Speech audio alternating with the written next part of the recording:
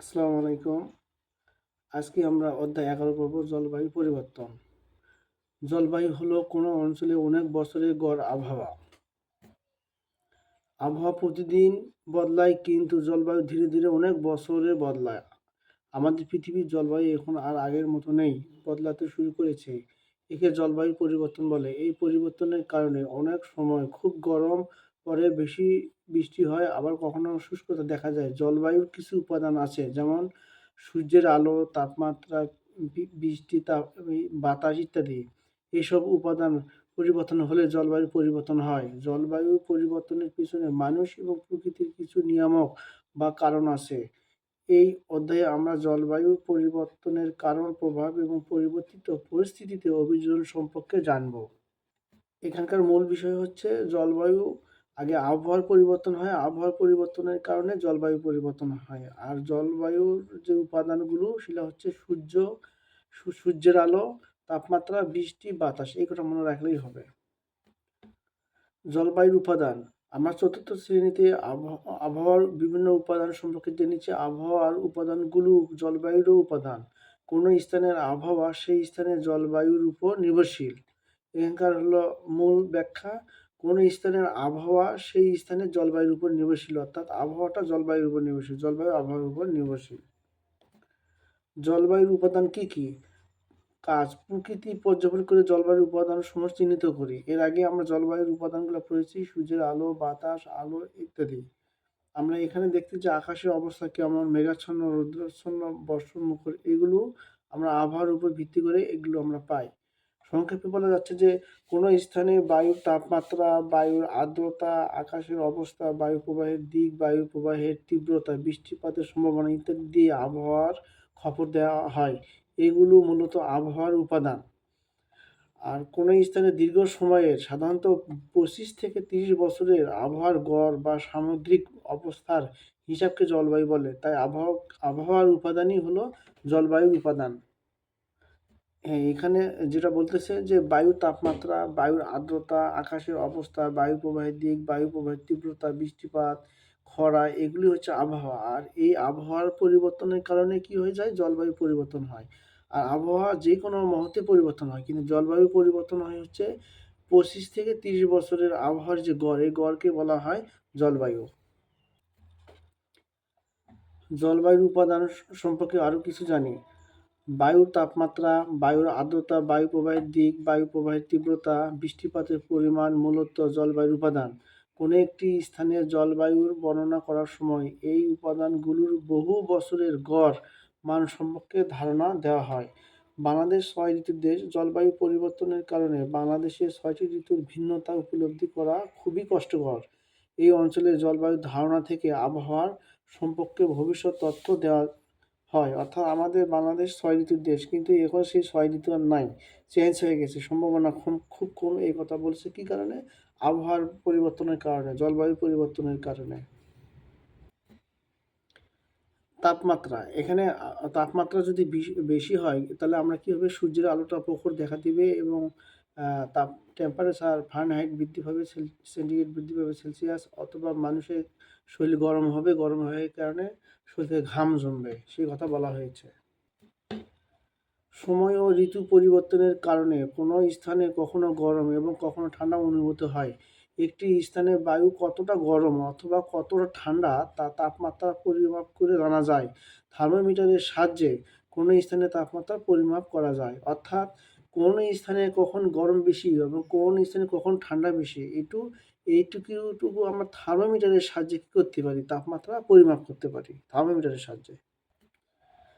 বায়ু প্রবাহের দিক।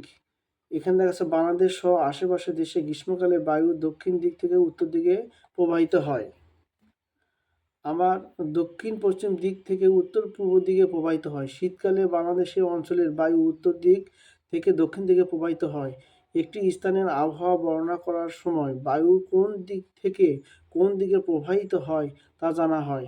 বিভিন্ন অঞ্চলের তাপমাত্রা ও বায়ুচাপের তারতম্যের কারণে বায়ু প্রবাহিত হয়। এখানকার যে মূল ব্যাখ্যা হচ্ছে, শীতকালে বায়ু উত্তর দিক হতে দক্ষিণ দিকে চলে যায় এবং গরমকালে বায়ু দক্ষিণ দিকে বঙ্গোপসাগরের দিক থেকে উত্তর দিকে প্রবাহিত হয়। কোন অঞ্চলের বায়ুর চাপ বা তাপ কেমন সেটা বাতাসের উপর নির্ভর করে। বায়ু প্রবাহের তীব্রতা। বাংলাদেশ সহ সকল অঞ্চলে বায়ু প্রবাহের যেমন একটা দিক আছে, একইভাবে বায়ু প্রবাহের একটা গতিবেগও আছে বা রয়েছে। বায়ু যে দিক থেকে প্রবাহিত হোক না কেন, কখনো এর গতিবেগ বেশি বা তীব্র হয়, আবার কখনো কম বা মৃদু হয়। এখানকার মূল ব্যাখ্যা হচ্ছে, বাংলাদেশের যখন বায়ুর যখন বেশি হয়, যে গতিবেগটা যখন বেশি হয়, তখন যেই দিকেই হোক সেই দিকে গতিবেগটা বেশিই থাকে, আবার কখনো কম থাকে। মূল কথা হচ্ছে বায়ুবেগ বাংলাদেশে কখনো গতিবেগটা বেশি হয়, বায়ুর গতিবেগ কখনো কম হয়। বাতাসের আর্দ্রতা। বাংলাদেশের দক্ষিণ দিকে বঙ্গোপসাগর অবস্থিত। সাগরের উপর দিয়ে বায়ু প্রবাহিত হওয়ার সময় সাগর থেকে জলীয় বাষ্প স্থলভাগের দিকে নিয়ে আসে। এই বায়ুকে আর্দ্র বায়ু বলে। কোনো স্থানের আবহাওয়া বর্ণনা করার সময় সেই স্থানের বায়ুতে শতকরা কত ভাগ জলীয় বাষ্প থাকে তা প্রকাশ করা হয়। এখানকার মূল ব্যাখ্যা হচ্ছে, আমাদের দক্ষিণে বঙ্গোপসাগর, এই সাগরের উপর দিয়ে যখন কোনো বায়ু প্রবাহিত হয়, সেই বায়ু প্রবাহিত হয়ে ওই বায়ুর সাথে কি হয়ে যায়, জলীয় বাষ্প অর্থাৎ পানি থাকে। ওই পানিটা আমাদের স্থলভাগের দিকে আসে, উত্তর দিকে আসে। এই যে বায়ুতে যে পানিটা থাকলো, এই বায়ুকে বলা হয় আর্দ্র বায়ু। আর কোনো স্থানের আবহাওয়া কেমন, এই আর্দ্র যে বায়ুটা থাকে তার শতকরা কত % জলীয় বাষ্প থাকে তা নির্ধারণ করে আবহাওয়া প্রকাশ করে। বৃষ্টিপাত। বাংলাদেশের গ্রীষ্মকালে বায়ু দক্ষিণ দিক থেকে উত্তর দিকে প্রবাহিত হওয়ার সময় বঙ্গোপসাগর থেকে প্রচুর পরিমাণে জলীয় বাষ্প নিয়ে আসে। একই সাথে নদী, খাল, বিল, পুকুর থেকেও পানি বাষ্পীভূত হয়ে জলীয় বাষ্পে পরিণত হয়।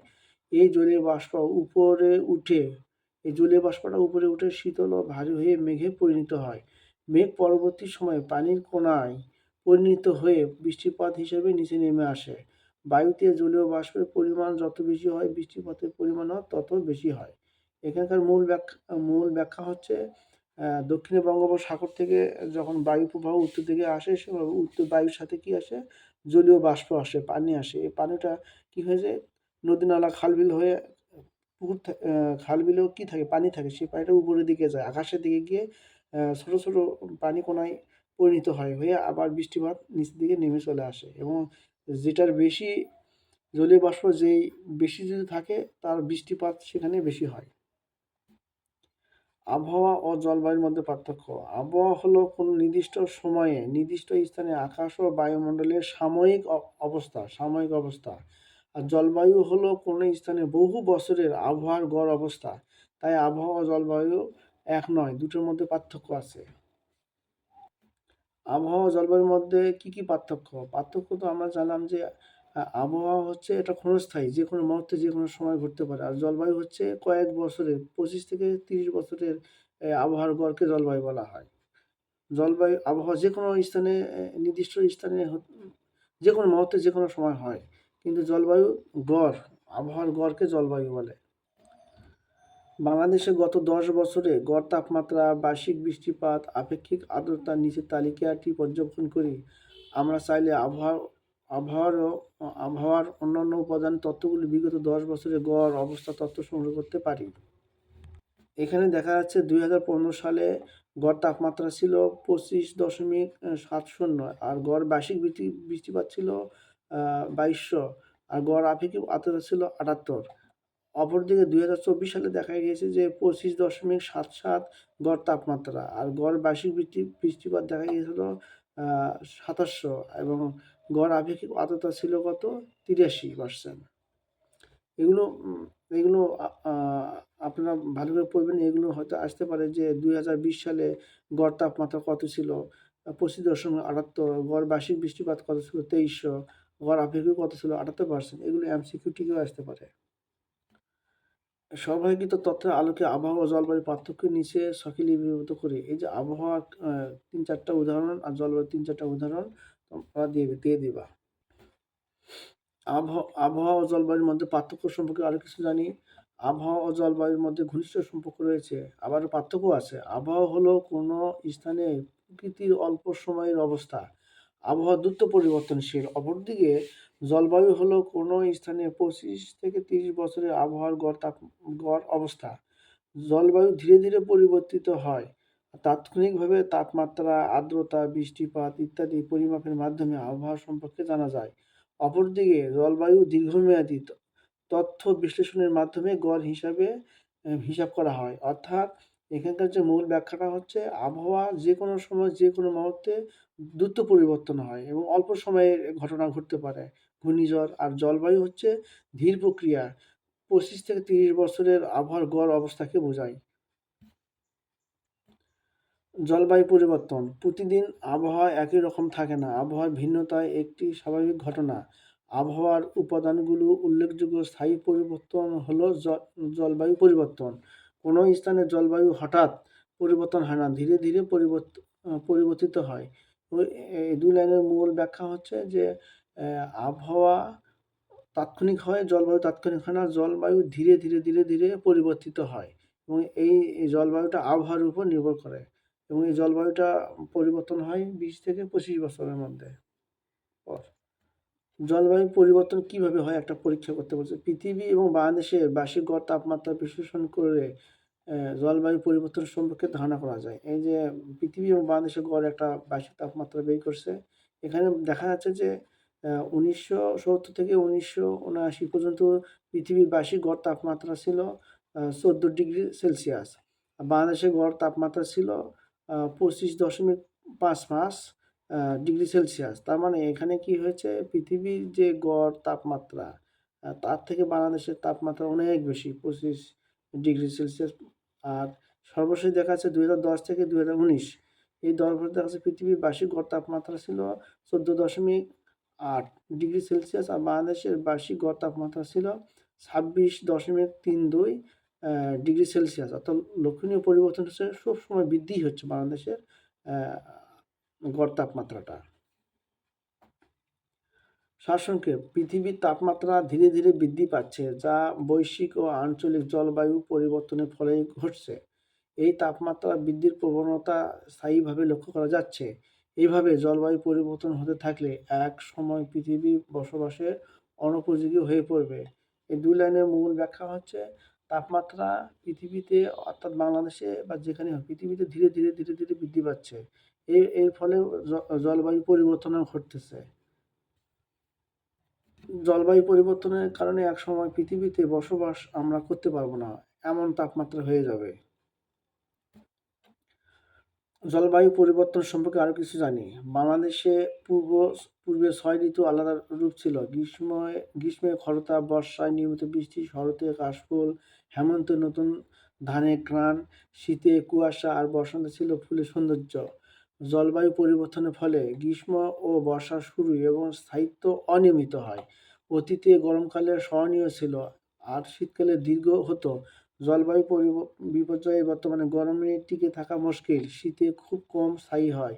অর্থাৎ শীত কম সময় স্থায়ী হয়।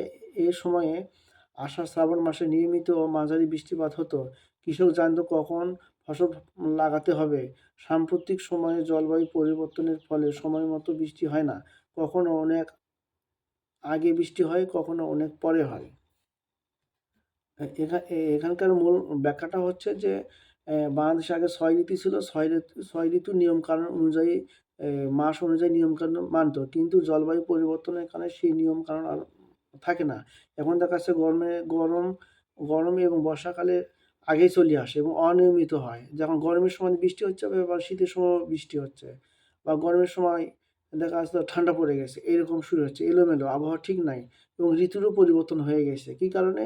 এই জলবায়ুর কারণে ঋতুরও পরিবর্তন হয়ে গেছে এবং কৃষক জানতো কোন মাসে কোন ফসল ফলাবো, কিন্তু সেগুলো আর নাই, সব এলোমেলো হয়ে গেছে। কিসের কারণে? জলবায়ুর কারণে। জলবায়ু পরিবর্তনের ফলে এখন ডেঙ্গু জ্বর, সর্দি, ডায়রিয়া ইত্যাদি রোগ হয়। কয়েক দশক আগেও এত ঘন ঘন রোগ হতো না। আগের দিনে ঘূর্ণিঝড়, বন্যা, নদী ভাঙ্গন মাঝে মধ্যে হতো। বর্তমানে জলবায়ুর বৈশ্বিক পরিবর্তনে প্রায় প্রতি বছর এসব দুর্যোগ হয়। এইরূপ কোনো নির্দিষ্ট অঞ্চলে আবহাওয়ার উপাদানগুলো স্থায়ী পরিবর্তন ঘটলে তখন তাকে জলবায়ু পরিবর্তন বলা হয়। জলবায়ু পরিবর্তন আবহাওয়া পরিবর্তনের উপর নির্ভরশীল। এখানকার যে ৪ লাইনের মূল ব্যাখ্যা হচ্ছে যে উম আবহাওয়ার জলবায়ু পরিবর্তনের কারণে এখন বাচ্চাদের মানুষের ডায়রিয়া, সর্দি, জ্বর এগুলো ঘন ঘন হচ্ছে। আগে এরকম ঘন ঘন হতো না। আগে দিনে ঘূর্ণিঝড়, বন্যা, নদী ভাঙন মাঝে মাঝে হতো। এখন প্রতিনিয়ত হচ্ছে। আর এই যে জলবায়ুর যে পরিবর্তনটা আমরা কি করতেছি, এটা আবহাওয়ার উপর নির্ভরশীল। জলবায়ু পরিবর্তনটা আবহাওয়ার উপর নির্ভরশীল, অর্থাৎ আবহাওয়া পরিবর্তন হলে জলবায়ু পরিবর্তন হচ্ছে। জলবায়ু পরিবর্তনের নিয়ামকসমূহ। পৃথিবীর সব অঞ্চলের জলবায়ু একই রকম নয়। এর কোনো অঞ্চল উষ্ণ ও কোনো অঞ্চল শীতল।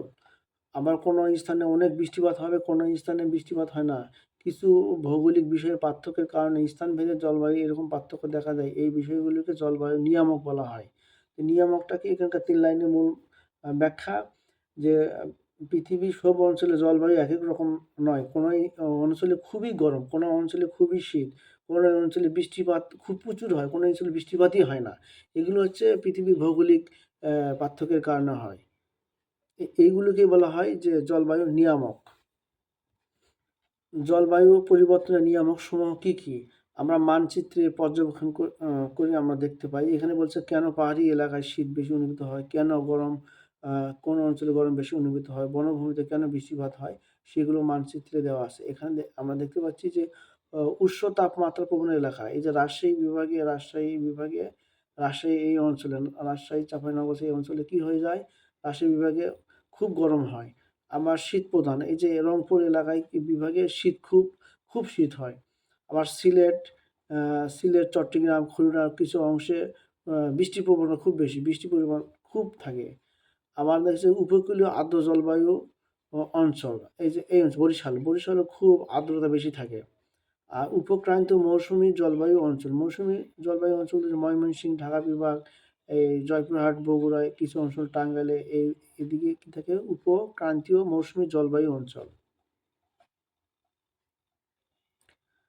তাপমাত্রা, বায়ু প্রবাহ, ভূমির উচ্চতা ইত্যাদি ভিন্নতার কারণে বিভিন্ন অঞ্চলের জলবায়ু ভিন্ন ভিন্ন হতে পারে। অর্থাৎ মূল ব্যাখ্যা হচ্ছে তাপমাত্রা, বায়ু প্রবাহ, ভূমির উচ্চতা।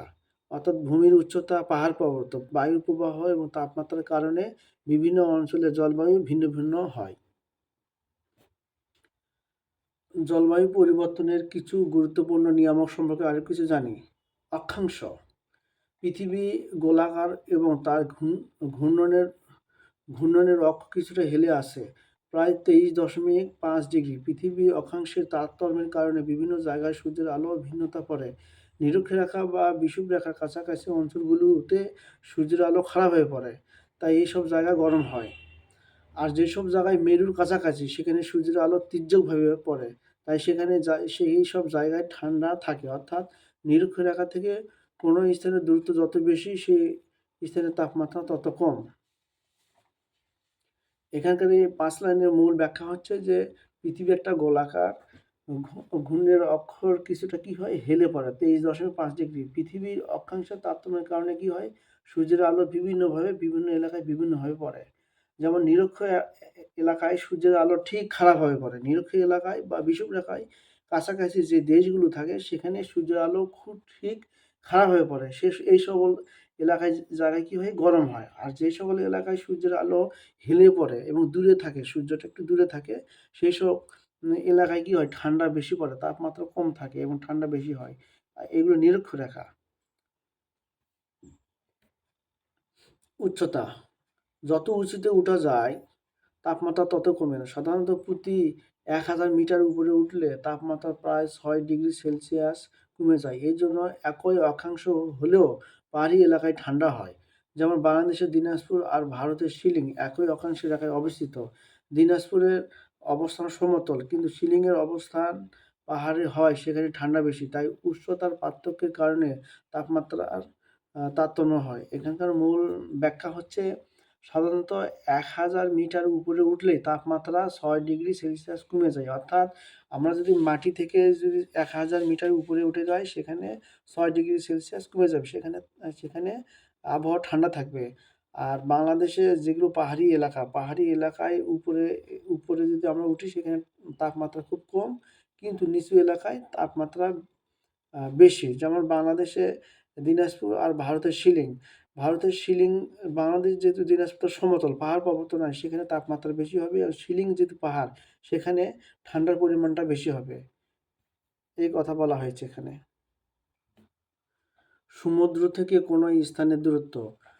সমুদ্রের নিকটবর্তী স্থানে আবহাওয়া সাধারণত মৃদু থাকে, খুব বেশি গরম বা ঠান্ডা হয় না, কারণ সমুদ্রের পানি ধীরে ধীরে গরম বা ঠান্ডা হয়, আর আশেপাশের স্থানে আবহাওয়াকে প্রভাবিত করে, যেমন কক্সবাজার, চট্টগ্রাম, পটুয়াখালী সমুদ্র পাশে হয়। এসব স্থানের জলবায়ু রাজশাহীর তুলনায় অনেক সহনশীল। সেই জন্য সমুদ্র থেকে কোনো স্থানের দূরত্ব ওই স্থানের জলবায়ুকে কী করে প্রভাবিত করে, জলবায়ুকে প্রভাবিত করে। এখানকার 4 লাইনের মূল ব্যাখ্যা হচ্ছে, যেই সব অঞ্চলে সমুদ্র থাকে সেই সব অঞ্চলের আবহাওয়াটা ধীরে ধীরে গরম হয়, বা অথবা আবহাওয়াটা, সেই অঞ্চলের আবহাওয়া ধীরে ধীরে ঠান্ডা হয়। কিন্তু যেগুলো আশেপাশে থাকে সেগুলো ধীরে ধীরেই ঠান্ডা হয়, ধীরে ধীরেই গরম হয় সমুদ্র এলাকায়। কিন্তু রাজশাহীর তুলনায় দেখেন, কক্সবাজার, চট্টগ্রাম, পটুয়াখালীর আবহাওয়া সুন্দর, এখানে ঠান্ডা থাকে, বেশি গরম হয় না। কিন্তু রাজশাহী সমুদ্র এলাকা থেকে অনেক দূরে হয় কারণে রাজশাহী খুব গরম হয় এবং সহনশীল, খুব গরম। বায়ু প্রবাহের দিক। কোনো জায়গার আবহাওয়া কেমন হবে তা অনেক কিছুর উপর নির্ভর করে। যেমন বাতাস যদি কোনো এলাকায় বেশি জলীয় বাষ্প নিয়ে আসে, তাহলে সেখানে অনেক বৃষ্টিপাত হয়। আমাদের দেশের দক্ষিণে বঙ্গোপসাগর, বর্ষাকালে বায়ু সাগর থেকে প্রচুর জলীয় বাষ্প নিয়ে দক্ষিণ পশ্চিম দিকে প্রবাহিত হওয়ার সময় প্রচুর বৃষ্টিপাত হয়। কিন্তু শীতকালে উত্তর দিক থেকে শুষ্ক ও শীতল বায়ু দেশের অভ্যন্তরে প্রবেশ করে, তাই তখন বৃষ্টিপাত হয় না এবং শীতের সময় শীত অনুভূত হয়। এর বায়ু প্রবাহের দিকে মূল ব্যাখ্যাটা হচ্ছে, বঙ্গোপসাগর থেকে যখন আহ, বায়ু যখন উত্তরের দিকে আসে, বা উত্তর বা দক্ষিণ পশ্চিম দিকে যায়, তখন কি হয় যে প্রচুর বৃষ্টিপাত হয়, জলীয় বাষ্প বেশি থাকে ওই বায়ুর সঙ্গে, সমুদ্রে পানি থাকে, জলীয় বাষ্পটা বেশি থাকে, প্রচুর বৃষ্টিপাত হয়। কিন্তু উত্তর দিক থেকে যখন দক্ষিণ দিকে যখন বায়ু প্রবাহিত হয়, তখন সেই সময় শুষ্ক থাকে বায়ুটা এবং ঠান্ডা হয়। এই কারণে এটা শীতে এই ঘটনাটা ঘটে এবং বৃষ্টিপাত হয় না। সমুদ্রের স্রোত। সমুদ্রের পানির স্রোত যদি উষ্ণ বা ঠান্ডা হয়, অর্থাৎ গরম বা ঠান্ডা হয়, তাহলে তার প্রভাব উপকূলীয় এলাকায় বাতাসও পড়ে। যেমন বাংলাদেশের দক্ষিণ অঞ্চলে চট্টগ্রাম, কক্সবাজার, টেকনাফ, পটুয়াখালী, বরগুনা, বরিশাল প্রভৃতি উপকূলীয় জেলায় বঙ্গোপসাগরের উষ্ণ স্রোতের কারণে গ্রীষ্মকালে তাপমাত্রা ও আর্দ্রতা বেড়ে যায়। এই 3 লাইনের মূল ব্যাখ্যা হচ্ছে, সমুদ্র এলাকায় যদি গরম হয়, তার আশেপাশে যে জেলাগুলো যেগুলো আছে, চট্টগ্রাম, কক্সবাজার, টেকনাফ, পটুয়াখালী, সেগুলো জেলাগুলোও গরম হয়। আর সমুদ্র এলাকায় যদি ঠান্ডা হয়, ওই সমুদ্র এলাকায় চট্টগ্রাম, কক্সবাজার, অন্যান্য বরগুনা, বরিশালের যে জেলাগুলো আছে, সেগুলো আবহাওয়া কী হয়, সেই জেলাগুলো ঠান্ডা হয়। পর্বতের অবস্থান। যেখানে পাহাড় বা পর্বত আছে সেখানে বাতাসের চলাচল বাধা পায়, ফলে সেই এলাকায় বৃষ্টিপাত বেশি হতে পারে। যেমন হিমালয়ের আশেপাশে অনেক বৃষ্টি হয়। এই কারণে পাহাড়ের অবস্থান কোনো স্থানের জলবায়ুকে প্রভাবিত করে। এই 2 লাইনের মূল ব্যাখ্যা হচ্ছে যে, যেখানে পাহাড় পর্বত থাকে সেখানে বাতাস সহজে ভেদ করে যেতে পারে না, তখন ওই পাহাড় পর্বতে বাতাস বাধা পায়, সেই কারণে সেখানে বেশি বৃষ্টিপাত হয়। এটা জলবায়ুর উপর প্রভাবিত করে। ভূমির ঢাল। কোনো এলাকার ভূমির ঢালের উপরও সেই এলাকার জলবায়ু কেমন হবে তা নির্ভর করে।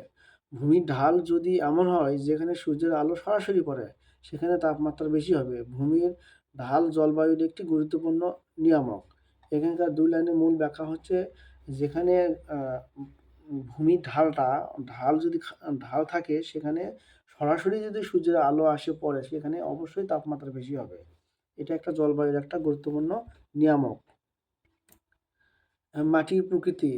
যেমন বালি মাটি বা অর্থাৎ বেলে মাটি দ্রুত গরম বা ঠান্ডা হয়, কিন্তু পলি মাটি ধীরে ধীরে গরম বা ঠান্ডা হয়। বিভিন্ন প্রকৃতির মাটির তাপ ধারণ ক্ষমতা ভিন্ন হয়, তাই মাটির প্রকৃতিও জলবায়ুর প্রভাব ফেলে। এই 2 লাইনের মূল ব্যাখ্যা হচ্ছে, বেলে মাটি অর্থাৎ বালি মাটি যেটা আছে, সেটা সূর্যের আলো পড়লে দ্রুত গরম হয়, সূর্যের আলো না পড়লে দ্রুত ঠান্ডা হয়ে যায়। কিন্তু পলি মাটি ধীরে ধীরে গরম হয় এবং ধীরে ধীরে ঠান্ডা হয়। এই যে ধীরে ধীরে গরম ঠান্ডা হচ্ছে, এটাও জলবায়ুর উপর একটা প্রভাব ফেলতেছে, এটা একটা জলবায়ুর একটা নিয়ামক। বনভূমি। যেখানে বন বেশি থাকে সেখানে তাপমাত্রা নিয়ন্ত্রণে থাকে। বৃষ্টি বেশি হয় এবং ঝড় ঝঞ্ঝার প্রকোপ কম হয়, তাই বনভূমি ও জলবায়ুর একটি গুরুত্বপূর্ণ নিয়ামক। এই দুই লাইনের মূল ব্যাখ্যা হচ্ছে যে যেখানে বন গাছপালা বেশি থাকে সেখানে তাপমাত্রা নিয়ন্ত্রণ থাকে, বেশি গরমও হবে না বেশি ঠান্ডাও হবে না, এবং কিন্তু সেখানে বেশি বৃষ্টিপাত হয় এবং ঝড় ঝঞ্ঝার প্রকোপটা কম থাকে, ঝড় এগুলো হয় না। এটা একটা জলবায়ুর একটা কি নিয়ামক। জলবায়ু পরিবর্তনের কারণ বিভিন্ন প্রাকৃতিক কারণ এবং মানুষের সৃষ্ট কর্মকাণ্ডের ফলে পৃথিবীর তাপমাত্রা দিন দিন বেড়ে যাচ্ছে। পৃথিবীর গড় তাপমাত্রা বেড়ে যাওয়াই হলো বৈশ্বিক উষ্ণায়ন। এই দুই লাইনের মূল ব্যাখ্যা হচ্ছে যে প্রাকৃতিক কারণে এবং মানুষের কারণে, এই দুই কারণে তাপমাত্রা দিন দিন বেড়ে যাচ্ছে এই পৃথিবীর। এটা হচ্ছে বৈশ্বিক উষ্ণায়ন বা বৈশ্বিক গরম। জলবায়ু পরিবর্তনের কারণসমূহ কী কী?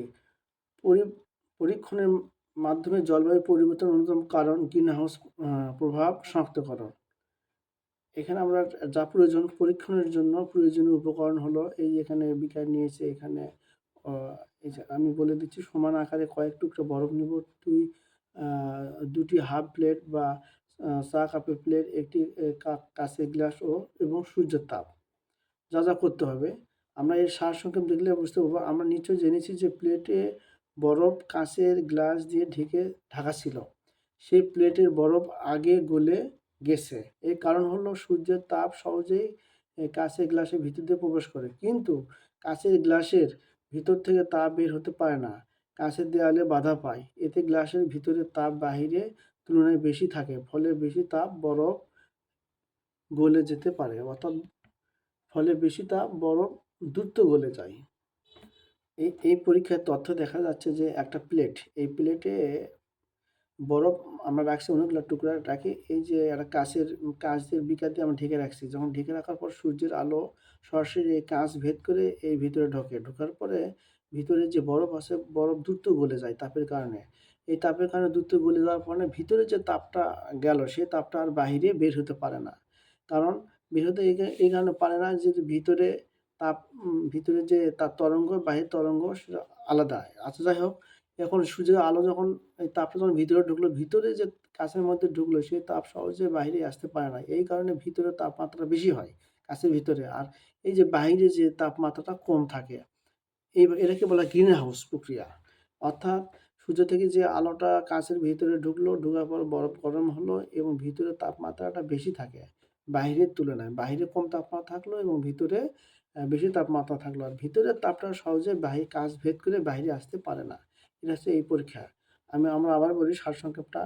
আমরা নিশ্চয়ই যে দেখেছি যে প্লেটে বরফ কাঁচের গ্লাস দিয়ে ঢাকা ছিল, সেই প্লেটের বরফ আগে গলে গেছে। এর কারণ হলো সূর্যের তাপ সহজে কাঁচের গ্লাসের ভিতরে প্রবেশ করে, কিন্তু কাঁচের গ্লাসের ভিতর থেকে তাপ বের হতে পারে না, কাঁচের দেওয়ালে বাধা পায়। এতে গ্লাসের ভিতরে তাপ বাহিরের তুলনায় বেশি থাকে, ফলে বেশি তাপে বরফ দ্রুত গলে যায়। অর্থাৎ কাঁচের ভিতরে যে সূর্যের আলোটা ঢুকছে, ঢোকার পর সূর্যের আলো ঢোকার পর কাঁচের ভিতরে তাপ বেশি হয়ে গেছে আর বাহিরে তাপ কম।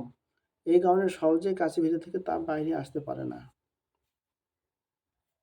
এই প্রক্রিয়ায় বরফ এলাকায় কাঁচের ঘর তৈরি করে। শীতকালে যে সূর্যের আলো যখন কাঁচের ভিতরে ঢোকে তখন তাপ বেশি থাকে, ওই এলাকায় শীত এলাকায় মানুষ আর শীত বেশি অনুভব করতে পারে না।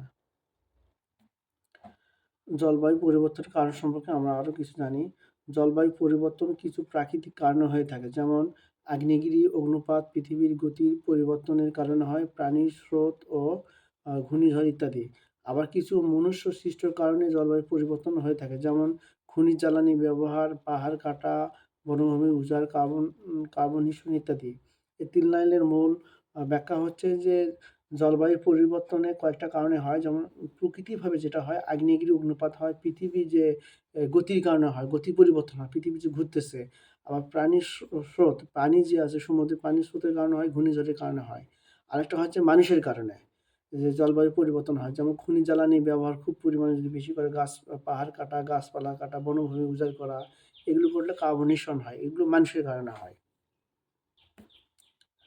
জলবায়ু পরিবর্তনের প্রধান কারণ হলো বায়ুমণ্ডলে গ্রিনহাউস গ্যাসের পরিমাণ বৃদ্ধি। মানুষের বিভিন্ন কাজের মাধ্যমে বায়ুমণ্ডলে গ্রিনহাউস গ্যাসের পরিমাণ দিন দিন বেড়ে যাচ্ছে। শীতপ্রধান দেশে কাচের ঘর তৈরি করে কৃষিকাজ করা হয়। কাচের ঘরে তাপ আটকে রেখে সবুজ উদ্ভিদ জন্মানো হয় বলে এই ঘরকে গ্রিন হাউস বলে। গ্রিন হাউসের মধ্যে বাইরের তুলনায় তাপমাত্রা বেশি থাকে। এখানকার মূল ব্যাখ্যাটা হচ্ছে যে জলবায়ু পরিবর্তনের কারণে কি হয়, গ্রিন হাউস গ্যাসটা দিন দিন পরিমাণ বৃদ্ধি পাচ্ছে। আর এই গ্রিন হাউসের ব্যবহারটা মানুষ দিন দিন বেশি করতেছে, কারণ শীতপ্রধান দেশে কাঁচের ঘর তৈরি করে, সেই কাঁচের ঘরে সূর্য থেকে আলো ঢোকে, আলো ঢোকার কারণে সেই ঘরের মধ্যে তাপমাত্রা বেশি হয়ে যায় এবং বাইরে ঠান্ডা থাকে, আর কাঁচের ঘরের ভিতরে কি হয়ে যায়, গরম বেশি হয়ে যায়, অর্থাৎ ভিতরে গরম বাইরে ঠান্ডা। এই এই যে সিস্টেমটা করলো, ভিতরে কাঁচের ঘরের মধ্যে গরম থাকলো শীতপ্রধান দেশে, এটাকে বলা হয় গ্রিন হাউস। আর ইদানিং গ্রিন হাউস প্রক্রিয়ায় অনেক সবুজ গাছপালা জন্মাচ্ছে, অর্থাৎ সবুজ গাছপালা কৃষিকাজে ব্যবহার করা হচ্ছে। এই কারণে গ্রিন হাউস এলাকায় শীতপ্রধান দেশে কাঁচের ঘরে তাপমাত্রা বেশি থাকে এবং কাঁচের ঘরের বাহিরে তাপমাত্রা কম থাকে। চিত্রে আমরা এটা একটা গ্রিন হাউস, আর এটা হচ্ছে পৃথিবীর গ্রিন হাউস।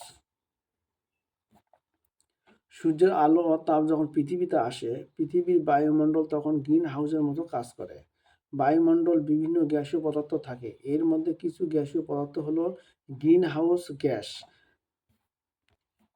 যেমন জলীয় বাষ্প, carbon die oxide, nitrogen oxide ইত্যাদি। বায়ুমণ্ডলে এই গ্যাসীয় পদার্থসমূহ গ্রিন হাউস দেওয়ালের মতো কাজ করে।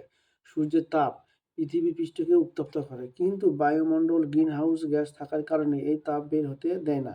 পৃথিবীর তাপ গ্রিন হাউসের মতো পৃথিবীতে আটকে রাখে, ফলে পৃথিবীর তাপমাত্রা অতিরিক্ত বৃদ্ধি পায়।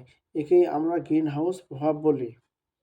এখানকার যে মূল কথাটা হচ্ছে যে সূর্যের আলো যখন, সূর্য থেকে যে আলো তাপ যখন পৃথিবীতে আসে, আসার কারণে পৃথিবীর মধ্যে একটা গ্রিন হাউসে একটা ঘর তৈরি হয়ে গেছে। এই যে একটা পৃথিবী, এই পৃথিবীর এই যে বলয়টা আছে, এই বলয় এর মধ্যে একটা গ্রিন হাউস গ্যাস নির্দিষ্ট করা থাকে। এই গ্রিন হাউস গ্যাসের কারণে এখানকার যে তাপমাত্রা বৃদ্ধি হচ্ছে, সেই তাপমাত্রাটা এই পাঁচিলটা ভেঙে বাইরে যেতে পারতেছে না। না কার না কারো না যাওয়ার কারণে গ্রিন হাউস কাচের মতোই এখানে একটা বলয় সৃষ্টি করে। এখানে একটা বলয় সৃষ্টি করে, এই বলয়টা গ্রিন হাউসের ঘরের মতো কাজ করে। এই যে দাগটা আছে, এই দাগের উপর দিকে আর গ্যাস বের হতে পারে না, তাপমাত্রা এই বাইরে যেতে পারে না। যখনই তাপমাত্রা বের যেতে পারে না উপরের দিকে, তখন এই পৃথিবীটা আস্তে আস্তে আস্তে আস্তে কী হয়ে যায়, গরম হয়ে যায়, তাপমাত্রা বৃদ্ধি পায়, জলবায়ু পরিবর্তন ঘটে। এই যে এটাকে বলা হয় পৃথিবীর গ্রিন হাউস, আর এটা মানুষের তৈরি গ্রিন হাউস। আমরা আমাদের অপ্রয়োজনীয় বন থেকে প্রচুর পরিমাণে গাছপালা বা উদ্ভিদ কেটে ফেলি। এই উদ্ভিদ বায়ুমণ্ডলে ক্ষতিকর green house gas carbon die oxide গ্রহণ করে, ফলে পরিবেশে শীতল থাকে। পরিবেশে গাছপালা পরিমাণ কমে গেলে বায়ুমণ্ডলে কার্বন ডাই অক্সাইড বেড়ে যায়, ফলে পৃথিবীর তাপমাত্রা বৃদ্ধি পায়। এই ৩ লাইনের মূল ব্যাখ্যাটা হচ্ছে যে আমরা যে গাছপালা কাটি, এই গাছপালা কাটা ঠিক না, কারণ গাছপালা করে কি, গাছগুলো গ্রিন হাউসের মধ্যে যে কার্বন ডাই অক্সাইডগুলো থাকে, সেই কার্বন ডাই অক্সাইডগুলো গাছপালা শোষণ করে নেয়, নিয়ে তারা অক্সিজেন ছাড়ে, এবং যখনই গ্রিন হাউস থেকে কার্বন ডাই অক্সাইড গ্রহণ করে, তখন পরিবেশটা শীতল থাকে, ঠান্ডা থাকে। এই কারণে আমাদের প্রচুর পরিমাণে গাছপালা কাটা ঠিক নয়। যদি আমরা প্রচুর পরিমাণে গাছপালা কেটে ফেলে দেই, তাহলে পৃথিবীর তাপমাত্রা দিন দিন বৃদ্ধি পাবে এবং জলবায়ু পরিবর্তন ঘটবে। পরিবেশের জলবায়ু পরিবর্তনের প্রভাব সৃষ্ট প্রাকৃতিক দুর্যোগ, অর্থাৎ প্রাকৃতিক দুর্যোগ কী কী হয় সেগুলো বলতেছে। জলবায়ু পরিবর্তনের ফলে কী কী প্রাকৃতিক দুর্যোগ হয়, নিজের পরিবেশের প্রাকৃতিক দুর্যোগের তালিকা তৈরি করি। এখন আমরা পরিবেশের জলবায়ু পরিবর্তনের প্রভাব সম্পর্কে, প্রাকৃতিক দুর্যোগ সম্পর্কে আরও কিছু জানি। যেমন বাংলাদেশের জলবায়ু অনুসারে বছরে বিভিন্ন সময়ে বিভিন্ন প্রাকৃতিক দুর্যোগের ঘটনা ঘটে থাকে। যেমন বৈশাখ জ্যৈষ্ঠ মাসে বায়ুমণ্ডলের তাপমাত্রা বেড়ে যায়, গরম বেশি হয়। দেশের দক্ষিণ পশ্চিম দিক থেকে ঝড় আসে, যা কালবৈশাখী নামে পরিচিত। এই সময়ে প্রচুর বজ্রসহ বৃষ্টিপাত হয়। আবার আষাঢ় শ্রাবণ মাসে বর্ষাকাল, এই সময় ভারী বৃষ্টিপাত হয়। পৌষ মাসে শীত শুরু হয়। বাংলাদেশের মতো পৃথিবীর অন্যান্য দেশেও সেই অঞ্চলে জলবায়ু অনুসারে বছরে বিভিন্ন সময়ে বিভিন্ন প্রাকৃতিক দুর্যোগের ঘটনা ঘটে, তবে জলবায়ু ভিন্ন হওয়ার কারণে প্রাকৃতিক দুর্যোগের ঘটনা সবসময় ভিন্ন হয়। আমরা দেখেছি বিগত কয়েক বছরে পৃথিবীর ঘূর্ণিঝড়, বন্যা, খরা, তাপপ্রবাহ, সমুদ্রপৃষ্ঠের উচ্চতা বৃদ্ধি, দাবানল, টর্নেডো সহ অন্যান্য প্রাকৃতিক দুর্যোগ প্রকৃতিতে বৃদ্ধি পাচ্ছে। এখানকার যে মূল ব্যাখ্যাটা হচ্ছে যে আমাদের বৈশাখ জ্যৈষ্ঠ মাসে তাপমাত্রা বেড়ে যায় এবং খুব গরম হয় এবং দক্ষিণ পশ্চিম দিক থেকে একটা ঝড় আসে এবং সেটাকে কালবৈশাখী নামে পরিচিত এবং সে সময় প্রচুর প্রচুর পরিমাণে বৃষ্টিপাত হয়। আর আষাঢ় শ্রাবণ মাসে বর্ষাকাল, এই সময় প্রচুর বৃষ্টিপাত হয় এবং শীতকালে শুরু হয় শীত। এই কথাই এখানে বলা হয়েছে। এগুলো কেন হচ্ছে? এইগুলো জলবায়ু পরিবর্তনের কারণে হচ্ছে। আমার বাংলাদেশের জলবায়ু একরকম, অন্য দেশের ভৌগোলিক কারণে তাদের অন্য দেশের জলবায়ু আরেক রকম। এই জলবায়ুর কারণে কোথাও ঘূর্ণিঝড় বেশি হচ্ছে, তাপপ্রবাহ বেশি হচ্ছে, আবার দুর্যোগ বেশি দেখা যাচ্ছে, টর্নেডো হচ্ছে এবং দাবানলের সৃষ্টি হচ্ছে এগুলো। জলবায়ু পরিবর্তনের কারণে বাংলাদেশে সৃষ্ট প্রাকৃতিক দুর্যোগ এবং এর প্রভাব। প্রাকৃতিক দুর্যোগ কী কী হয় সেটা এখানে বলছে যে বাংলাদেশে একটি সমুদ্র উপকূলীয় দেশ। জলবায়ু পরিবর্তনের কারণে এখানে যেসব প্রাকৃতিক দুর্যোগ ঘটছে আমাদের দেশের উপর তার প্রভাব সরাসরি পড়ছে। এর ফলে মানুষের স্বাভাবিক জীবনযাপন ব্যাহত হচ্ছে, মানুষ কাজ হারাচ্ছে এবং কৃষিকাজে ব্যাপক ক্ষতি হচ্ছে। এই তিন লাইনের মূল ব্যাখ্যা হচ্ছে যে জলবায়ু পরিবর্তনের কারণে আমাদের বাংলাদেশের দুর্যোগ বেশি, বিভিন্ন ঘূর্ণিঝড় বেশি হচ্ছে এবং এখানে এই জলবায়ুর কারণে সরাসরি প্রভাবটা আমার বাংলাদেশের উপর পড়তেছে যেহেতু সমুদ্রের কাছে, এবং এটার কারণে আমাদের জীবনযাত্রা, মানুষের কাজ হারাচ্ছে এবং মানুষ কৃষিকাজে ব্যাপক ক্ষতি হচ্ছে, কৃষি জমি নষ্ট হয়ে যাচ্ছে। তাপ, তীব্র তাপদাহ ও খরা। আমরা নিশ্চয় খেয়াল করেছি প্রতি বছর আমাদের দেশে তাপমাত্রা ধীরে ধীরে বৃদ্ধি পাচ্ছে। অতিমাত্রায় তাপমাত্রা বৃদ্ধি পাওয়ার ফলে বা বৃদ্ধি পাওয়া হলে তীব্র তাপপ্রবাহের কারণে ফসল উৎপাদন হ্রাস পায়, এমনকি উৎপাদন ফসলও নষ্ট হয়ে যায়। এ সময় বৃষ্টিপাত কম হয়, অতি তাপে মাটি শুকিয়ে শক্ত হয় এবং মাটি ফেটে যায়, একে আমরা খরা বলি। এখানকার যে মূল ব্যাখ্যাটা হচ্ছে যে আমাদের জলবায়ু পরিবর্তনের কারণে আমাদের বাংলাদেশের তাপমাত্রা ধীরে ধীরে খুবই বৃদ্ধি পাচ্ছে, এমনভাবে বৃদ্ধি পাচ্ছে অতিমাত্রা তাপ বৃদ্ধি পাচ্ছে। এরপরে তাপপ্রবাহ চলতেছে, ফসলের ক্ষতি হচ্ছে এবং ফসল নষ্ট হয়ে যাচ্ছে এবং বৃষ্টিপাত কম হচ্ছে এবং আমাদের মাটি শুকিয়ে শক্ত হয়ে যাচ্ছে এবং মাটি ফেটে যাচ্ছে এবং গাছপালার যে ডালপালা এগুলো নষ্ট হয়ে যাচ্ছে, মারা যাচ্ছে। এটাকে বলা হয় হচ্ছে খরা। শৈত্যপ্রবাহ। পৌষ মাঘ মাসে আমাদের দেশের উত্তর দিক থেকে শীতল বাতাস প্রবাহিত হয়। শীতল বাতাসের কারণে কখনো কখনো বায়ুর তাপমাত্রা অস্বাভাবিকভাবে কমে যায়, তখন তীব্র শীত অনুভূত হয়। তীব্র শীতে আমাদের প্রতিদিনের কাজে ব্যাঘাত সৃষ্টি হয়, তবে তীব্র শীত আমাদের দেশে খুব কম সময় স্থায়ী হয়। এই তিন লাইনের মূল ব্যাখ্যা হচ্ছে যে পৌষ এবং মাঘ মাসে উত্তর দিক থেকে দক্ষিণ দিকে বাতাস বয়ে যায়, প্রবাহিত হয়। এই বাতাসে প্রচুর পরিমাণে তাপমাত্রা কম থাকে। এই তাপমাত্রা কম থাকার কারণে খুবই শীত থাকে এবং তীব্র ঠান্ডা লাগে। এই কারণে তীব্র ঠান্ডার কারণে কৃষি কাজ যারা করে তারা কাজ করতে পারে না, কাজে ব্যাঘাত সৃষ্টি হয় এবং এই আমাদের শীতটা বাংলাদেশে খুব কম থাকে। আগে বেশি ছিল, এখন কম থাকে। কী কারণে? জলবায়ুর পরিবর্তনের কারণে। কালবৈশাখী ঝড়। গ্রীষ্মকালে তীব্র তাপে সমুদ্র জলভাগের তুলনায় স্থলভাগে অনেক বেশি গরম হয়। গরমে স্থলভাগের বায়ু হালকা হয়ে উপরে উঠে যায়। সমুদ্রের জলভাগের বায়ু স্থলভাগের দিকে প্রবাহিত হয়। জলভাগ ও স্থলভাগের তাপমাত্রার পার্থক্য বেশি হয়, বায়ু প্রবাহের গতি তীব্র হয় এবং বজ্রঝড় হয়। এই ঝড় আমাদের দেশে কালবৈশাখী নামে পরিচিত। কালবৈশাখী ঝড় মোটামুটি 20 কিলোমিটার এলাকার মধ্যে সীমাবদ্ধ থাকে। এই ঝড়ের সময় শিলাবৃষ্টি হওয়ার সম্ভাবনা বেশি থাকে। এখানকার মূল ব্যাখ্যাটা হচ্ছে যে গ্রীষ্মকালে খুব গরম থাকে এবং এই গরমটা কোথায় থাকে? উত্তর অঞ্চলে থাকে এবং দক্ষিণ অঞ্চলে গরমের স্থলভাগে বায়ুটা হালকা হয়ে উপরে কী হয়? দক্ষিণ বঙ্গোপসাগরের যে পানি থাকে, পানির কারণে সেখানকার তাপমাত্রা ঠান্ডা থাকে এবং উত্তর অঞ্চলে তাপমাত্রা বেশি থাকে। তখন গরমের সময় সমুদ্র এলাকা থেকে বায়ু প্রবাহ উত্তরের দিকে আসে। আসার সময় ওই বায়ুর সাথে পানি থাকে আমাদের কী করে? গরমের সময় প্রচুর বৃষ্টিপাত হয় উত্তর অঞ্চলের দিকে এবং তাপমাত্রা বেশি পার্থক্য হওয়ার কারণে এবং এই বায়ুর গতিটাও পরিবর্তন হয়। দক্ষিণ দিক থেকে উত্তর দিকে বায়ু প্রবাহ চলে আসে। যখনই আসে ওই বায়ুর সাথে কিছু পানি থাকে, জলীয় বাষ্প থাকে। এই কারণে কালবৈশাখী ঝড় হয় এবং এই কালবৈশাখী ঝড়টা 20 কিলোমিটার মধ্যে সীমাবদ্ধ থাকে। টর্নেডো, পাশে আমরা টর্নেডোর একটা চিত্র দেখতে পাচ্ছি। টর্নেডো হলো শক্তিশালী ঘূর্ণায়মান বায়ু প্রবাহ। খুবই স্বল্প এলাকার মধ্যে ঘূর্ণায়মান এই বায়ু প্রবাহ ভূপৃষ্ঠ থেকে উপরের দিকে মেঘ পর্যন্ত হয়ে থাকে। কখনো কখনো টর্নেডো একটি গ্রামের মধ্যে সীমাবদ্ধ থাকে। টর্নেডোর কারণে গ্রামটি ধ্বংস হয়ে যেতে পারে। এই টর্নেডোটা ম্যাক্সিমাম উত্তরবঙ্গের দিকে হয়, এদিকে প্রচণ্ড গরম পড়ে, সেখানে এখানে টর্নেডোটা হয়ে থাকে। দক্ষিণের দিকে খুব কম হয় এবং এই টর্নেডোটা এত শক্তিশালী হয় মাটি থেকে একদম মেঘ পর্যন্ত এই ঘূর্ণায়মান অবস্থায় থাকে। এটা কি কারণে হয়? জলবায়ু পরিবর্তনের কারণে এগুলো ঘটনা ঘটে। ঘূর্ণিঝড়, অতি গরমে সমুদ্র জলভাগের উপরে বায়ু হালকা হয়ে উপরে উঠে যায়। এতে সমুদ্রের নিম্নচাপের সৃষ্টি হয়। নিম্নচাপের ফলে সমুদ্রের উপরে ঘূর্ণায়মান বায়ু প্রবাহিত হয় বা বায়ু প্রবাহ সৃষ্টি হয়।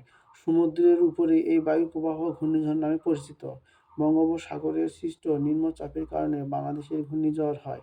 সমুদ্র ঘূর্ণিঝড়ের এলাকায় প্রায় 500 থেকে 800 কিলোমিটার হয়ে থাকে।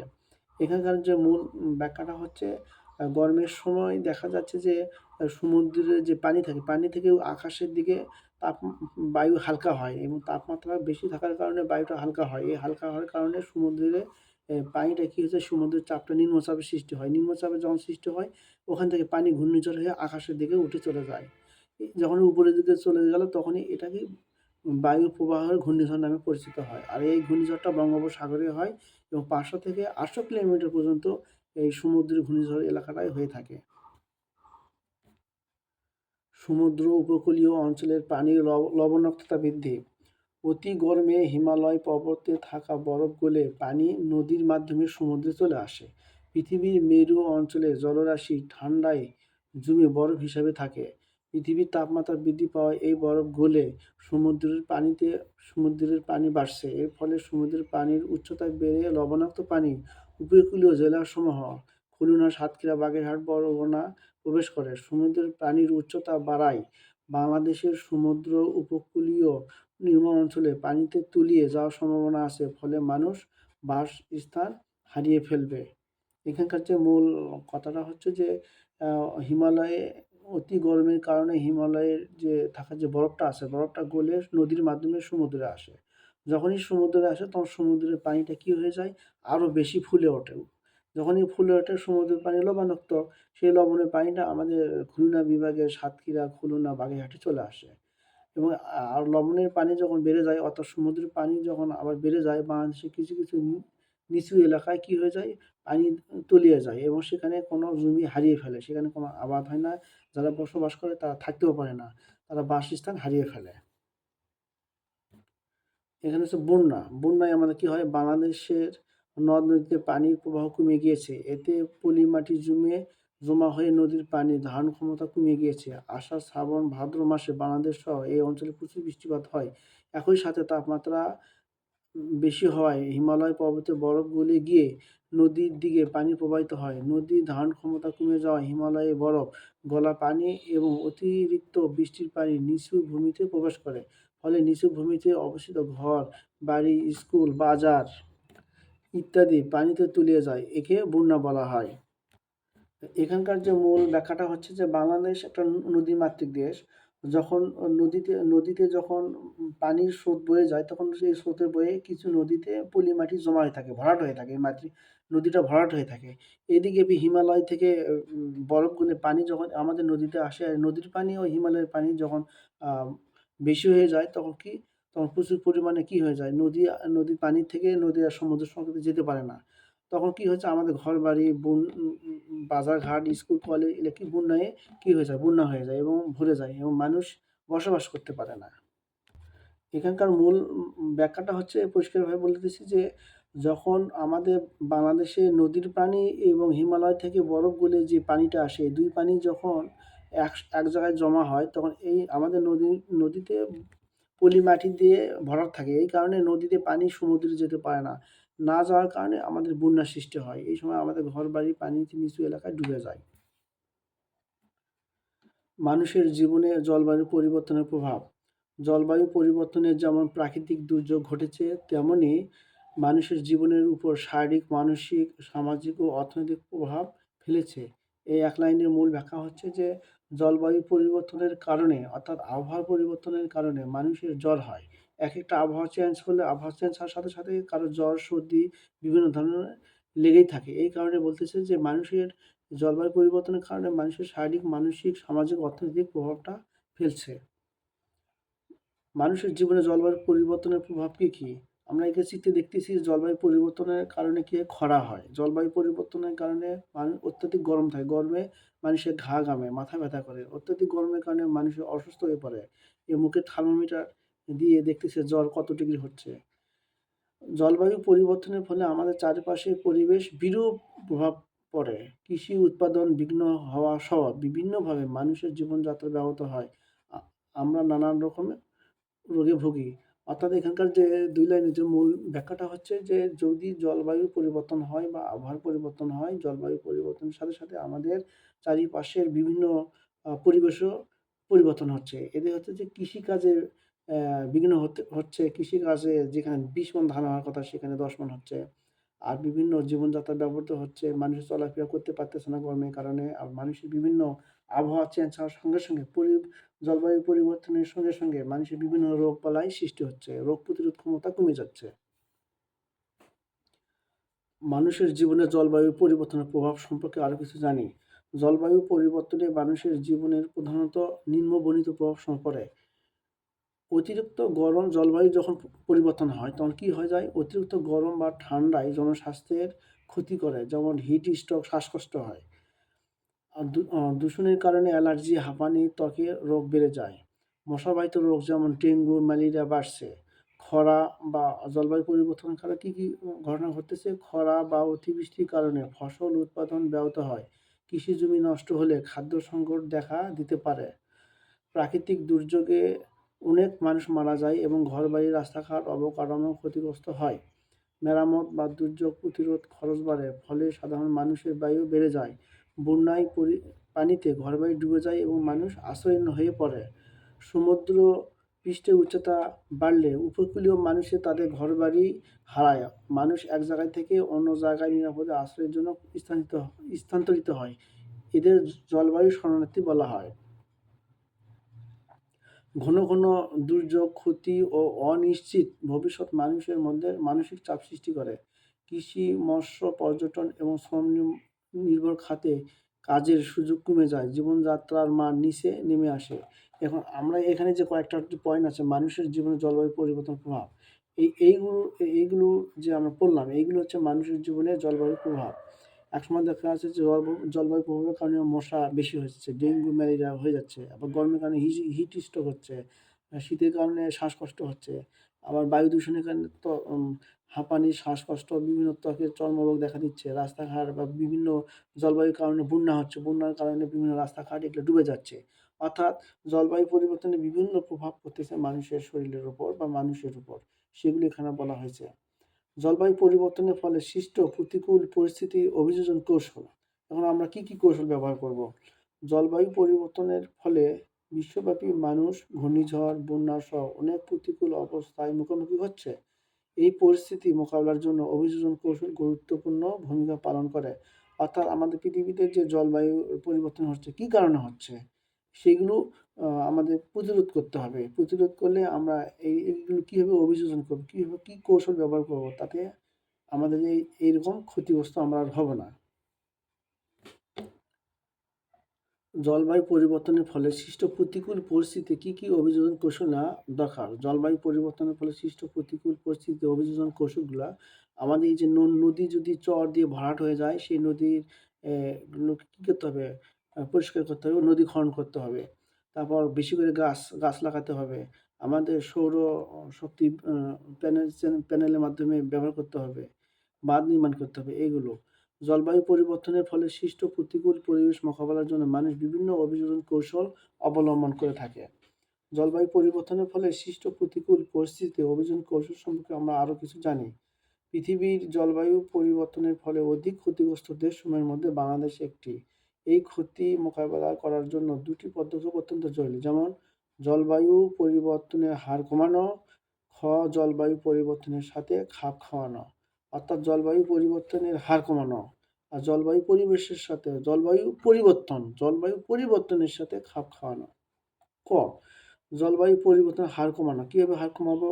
বায়ুতে যেহেতু প্রচুর পরিমাণে কার্বন ডাই অক্সাইড পরিমাণ কমানোর মাধ্যমে জলবায়ু পরিবর্তন কমানো যায়। জলবায়ু পরিবর্তনের হার কমানোর জন্য দেশের সরকার, জনগণ ও বিভিন্ন সামাজিক সংগঠনগুলো বিভিন্ন কর্মসূচি গ্রহণ করা প্রয়োজন। যেমন জলবায়ু পরিবর্তনের কারণ ও এর ক্ষতির দিক সম্পর্কে সকলকে সচেতন করতে হবে। সকল উপকূলীয় অঞ্চলে বন সৃষ্টি করা, বাড়ি ও বিদ্যালয়ের আশেপাশে গাছপালা লাগানো, জীবাশ্ম জ্বালানোয় পেট্রোল, ডিজেল, প্রাকৃতিক গ্যাস ব্যবহার কমানো, নবায়নযোগ্য জ্বালানি, সৌরবিদ্যুৎ, জলবিদ্যুৎ, বায়ুবিদ্যুৎ ব্যবহার বৃদ্ধি করা ইত্যাদি। অর্থাৎ আমরা এখানে যে 5টা পয়েন্ট বলেছে জনগণকে আমরা সচেতন করব এবং উপকূলীয় এলাকায় বন সৃষ্টি করব, আশেপাশে এলাকায় গাছ লাগাবো, জীবাশ্ম জ্বালানি যেমন পেট্রোল, ডিজেল, প্রাকৃতিক গ্যাস এর ব্যবহার আমরা কমাবো, বেশি ব্যবহার করবো না। নবায়নযোগ্য জ্বালানি যেমন সৌরবিদ্যুৎ, জলবিদ্যুৎ, বায়ুবিদ্যুৎ এগুলো আমরা বেশি ব্যবহার করব। খ নম্বর বলছে যে জলবায়ু পরিবর্তনের সাথে খাপ খাওয়ানো। জলবায়ু পরিবর্তনের ফলে যেসব দেশ ও দেশের সম্পদ ক্ষতিগ্রস্ত হচ্ছে, বাংলাদেশ তার মধ্যে অন্যতম। তাই ইতিমধ্যে জলবায়ু যে পরিবর্তন হয়েছে তার সাথে আমাদের খাপ খাওয়ানোকে গুরুত্ব দিতে হবে। একই সাথে সামনের দিনগুলোতে জলবায়ু পরিবর্তন মোকাবেলার জন্য প্রস্তুত গ্রহণ করতে হবে। জলবায়ু পরিবর্তনের সাথে মানিয়ে চলার জন্য যেসব প্রস্তুতি গ্রহণ করতে হবে সেগুলো হলো: বন্যার পানি থেকে মুক্ত থাকার জন্য উঁচু জায়গা বা মাচা করে ঘর বানাতে হবে। বন্যার পানি থেকে মুক্ত থাকার জন্য উঁচু জায়গা বা মাচা করে ঘর বানাতে হবে। বন্যার সময় ভাসমান মাচায় ফসলের চাষ করতে হবে। কম পানি বা অতিরিক্ত গরমেও টিকে থাকতে পারে এমন সহনশীল ফসল চাষ করতে হবে, যেমন খরা সহনশীল ধান। খরার সময় পানি খাবারের জন্য বর্ষার বৃষ্টির পানি সংরক্ষণ করতে হবে। খরার সময় যখন খরার সময় পানি পাওয়ার জন্য বর্ষার পানি সংরক্ষণ করতে হবে বা করা দরকার। বেশি বেশি করে বৃক্ষরোপণ করতে হবে। সমুদ্র উপকূলীয় বাঁধ নির্মাণ করা ইত্যাদি। এখানকার যেটা বলা হয়েছে যে আমরা জলবায়ু পরিবর্তনের সাথে যে খাপ খাবো, কীভাবে খাপ খাবো?